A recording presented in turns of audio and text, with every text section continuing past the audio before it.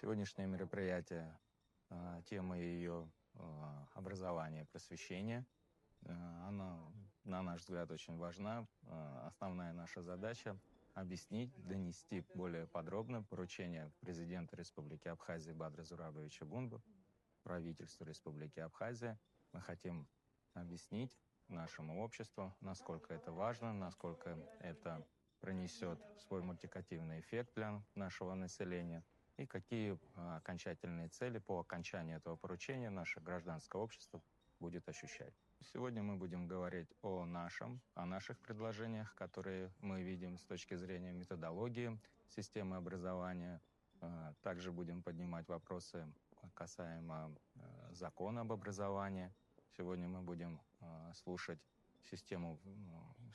доклады о системе взаимодействия между Министерством просвещения Республики Абхазия и Министерством просвещения Российской Федерации.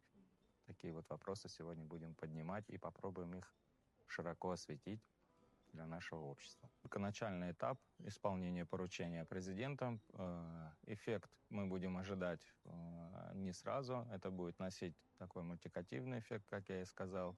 Обязательно нужно, на мой взгляд, объяснять гражданскому обществу, что именно имеется в виду, когда президент дает поручение правительству. Более подробнее раскрывать и через тех людей, которые это все будут осуществлять, мы будем доносить до нашего общества, какой именно позитивный эффект они будут на себе ощущать по результатам выполнения данного поручения нашего президента.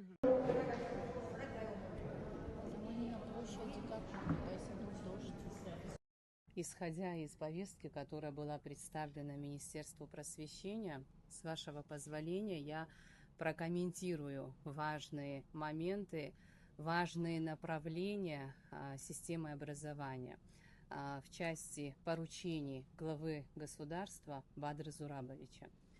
Здесь было отмечено, что непрерывное повышение профессиональной компетенции педагогических кадров – это важное звено. Безусловно, мы это поддерживаем.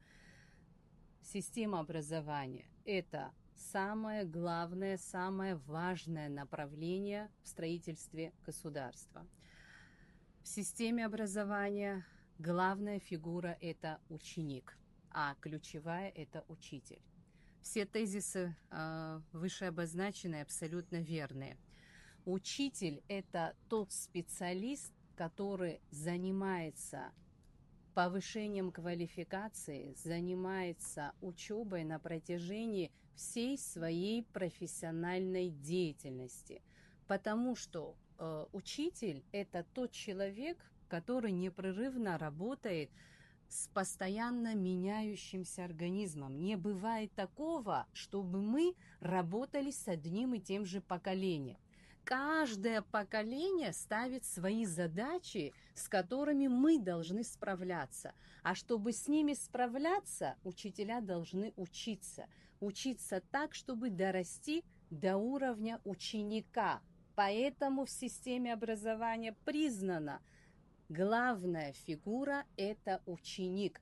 Вся наша система, она зацикливается именно на ученике. Наша задача – создать все условия для того, чтобы его адаптировать к жизни, воспитать гражданина нашей страны. Оказалась не в состоянии справиться с организацией эффективного многоязыкового образования. Государство должно строиться вокруг образовательной парадигмы. Как вы знаете, по поручению президента Республики Абхазия Бадра Зурабовича Бунба от 27 августа 2025 года разработаны мероприятия по укреплению экономики, образования, здравоохранения, молодежной политики, обеспечению правопорядка и экологической защиты. Политическая партия «Единая Абхазия» полностью поддерживает эти инициативы и готова внести свои предложения для успешного выполнения поставленных перед нами задач. Каждая тема – это отдельная страцессия. Я бы все-таки хотела бы остановить свое внимание на нескольких вот этих поручениях, которые, на наш взгляд, на мой взгляд, более важны и сложны в реализации. Это профессиональный рост преподавателей. А вторая важнейшая инициатива касается организации профессионального роста учителей и постоянного совершенствования их квалификации. Современный педагог сталкивается с новыми условиями информационного века, связанными с развитием цифровых технологий знаний. Мы живем в информационную эпоху, которая породила экономику знаний и высоких технологий. От их уровня зависит, способно ли общество отстоять свои ценности и свое мировоззрение.